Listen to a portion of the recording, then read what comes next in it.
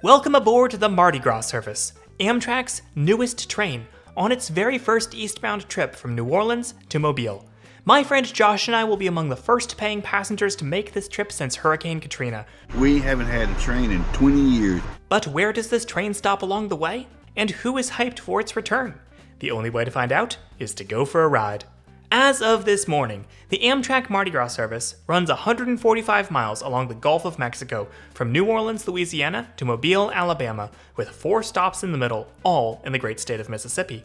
Most of the route is owned by freight carrier CSX.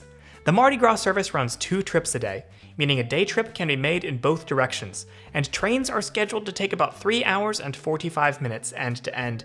Trains also connect to other Amtrak services, as well as intercity buses, at New Orleans Union Passenger Terminal, a classy-looking facility that was opened in 1954 as one of America's last Union stations. When Josh and I arrive early, the waiting area is already filled with excited passengers for today's inaugural run up to Mobile. Excited about it. I love train rides. They run twice a day. It's going to be really useful for making day trips out to places like Bay St. Louis. Been waiting for this train to return for 20 years. I think it's really exciting to have a day trip option from New Orleans. So we're not exactly actually on the first Mardi Gras train. There's one leaving Mobile, heading to New Orleans right about now. There was also a sort of special ceremonial soft launch train that was on Saturday, and the cars from that are still on the platform. You can see like an observation car that they have on official trains. Here is a better shot of the train. You can see, I believe there are 3 Amfleet cars and another locomotive on the other end. Here we go.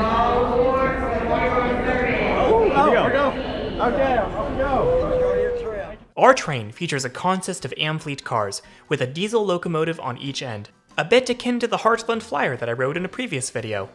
Very exciting. First run of an Amtrak train, never done this before. Surprisingly, there are only 3 coaches. We'll have to see if they add more as time goes on. Seats on board are your typical Amfleet fare, big, cushy, and better than anything in the Eastern Hemisphere. So Josh and I have actually discovered something about the seats. These are not corridor seats. These are long distance seats. So this is the kind of car you'd see on the Crescent. Yes. First train pulling out of New Orleans. I think that's the Sunset Limited. So what made you decide to come here? Impulse buying a ticket on the first train when it was announced. Here's some of New Orleans' famous cemeteries where the bodies are buried in stone boxes above ground. Now, while today marks the first Mardi Gras service on this route, it's not the first passenger train here, or even the first Amtrak one.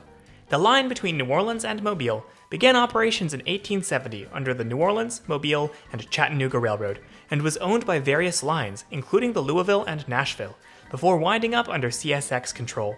Under Amtrak, this route saw on-again, off-again service in the 80s and 90s on the Gulf Coast Limited, a day train mirroring the Mardi Gras present-day route. Long-distance Sunset Limited trains also ran along these rails to Florida and Los Angeles, until service ended in 2005 due to track damage from Hurricane Katrina. So this is one of the most scenic portions of the Mardi Gras route coming up here, but also we're hungry. So we actually are gonna do a little bit of an unconventional thing for Classy Whale and use a 2-camera setup. Josh has this GoPro here. He's gonna be getting your scenery as I go to the cafe car. So let's do that. Leaving the city behind, we skirt the edge of Lake St. Catherine as we roll through the marsh.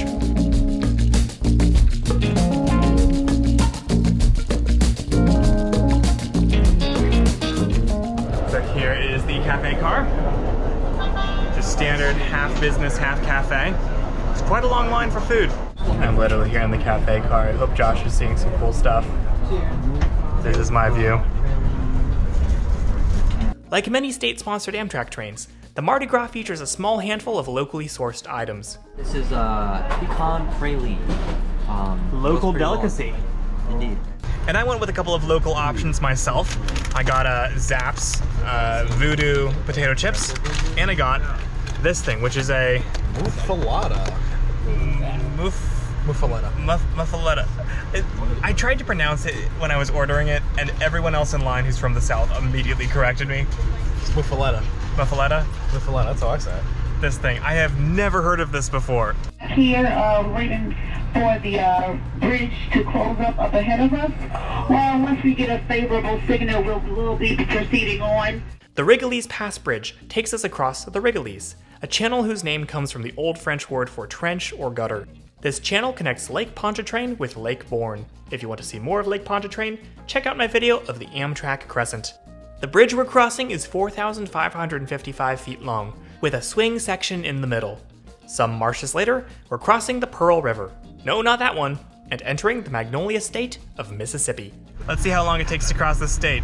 1 Mississippi, 2 Mississippi, 3 Mississippi. So here's the sandwich. It's got like a chopped olive spread and then like ham and cheese. 2 out of 3 Amfleet cars. Josh has gotten another local delicacy. Behold, the moon pie. I think I've only had these like once or twice before, so this will be a relatively new experience. It's kind of the southern equivalent of a whoopie pie. So we'll Or a choco pie. or that. Anyway. It's not bad, but it's very dry. Dude, there it is. Wow. Hi, Miles. Oh, they have 2 engines. 2, 3 cars, and another engine. Wow. That train is 50% locomotive. Soon we arrive at our first stop, Bay St. Louis.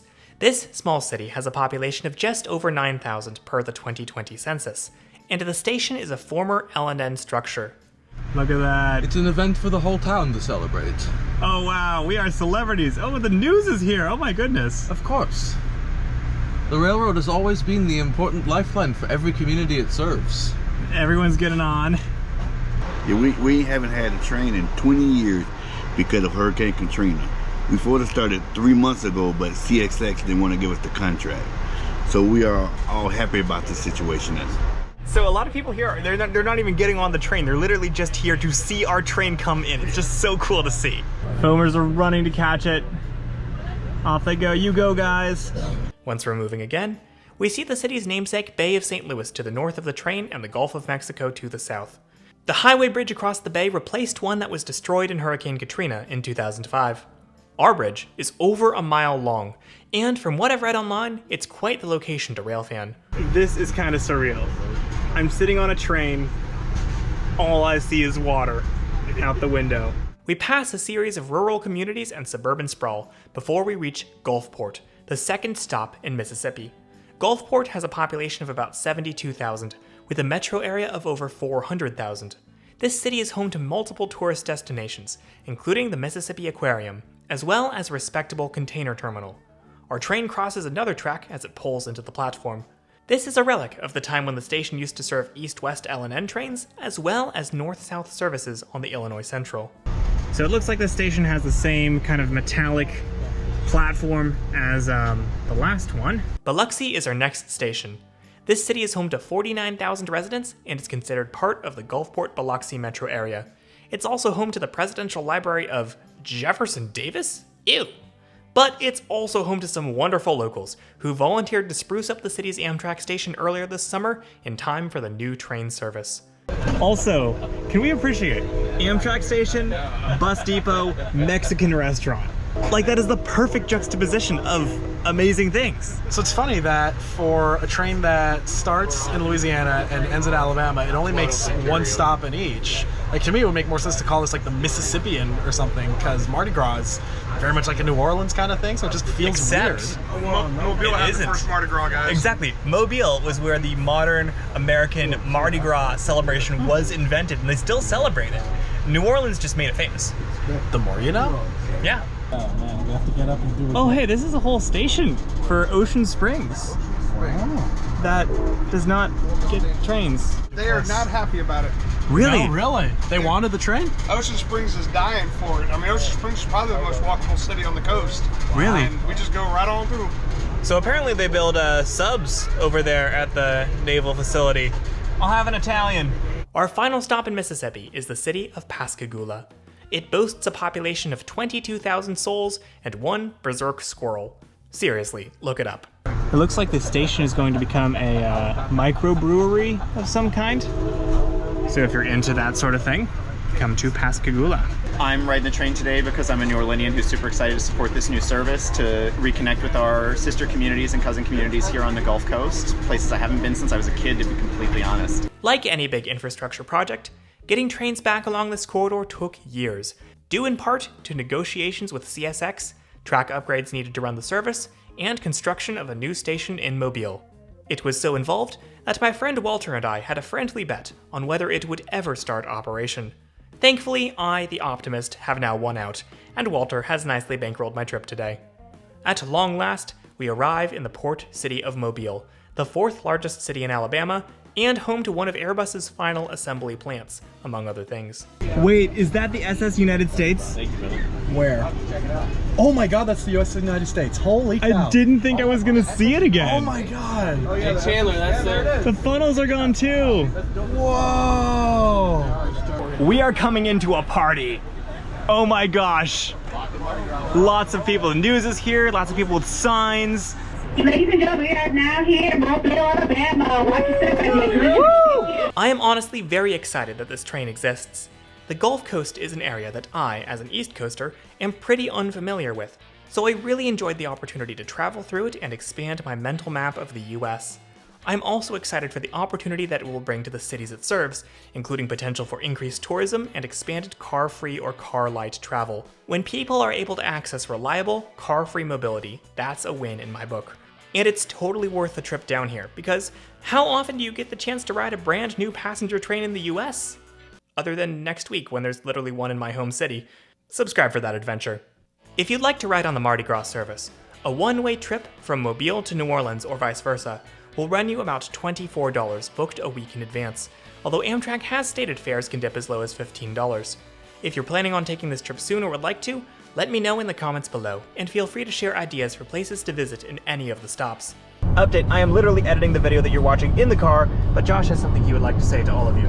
Yes, so if you remember, we had Caleb did the DC Dreamin' video contest a couple of weeks ago, and I'm proud to announce that the museum piece creators will have their videos featured as part of the National Capital Trolley Museum PCC Days event happening this Friday to Saturday, as August 22nd, 23rd, and 24th at the National Capital Trolley Museum in celebration of 88 years of the arrival of the first President's Conference Committee streetcar in Washington. It'll be a whole lot of fun, so if you are in the Washington area, come on out, support your fellow content creators, watch their videos. We'll be doing Q&As with some of them on Friday and Saturday. More information can be found on the museum's website at dctrolley.org.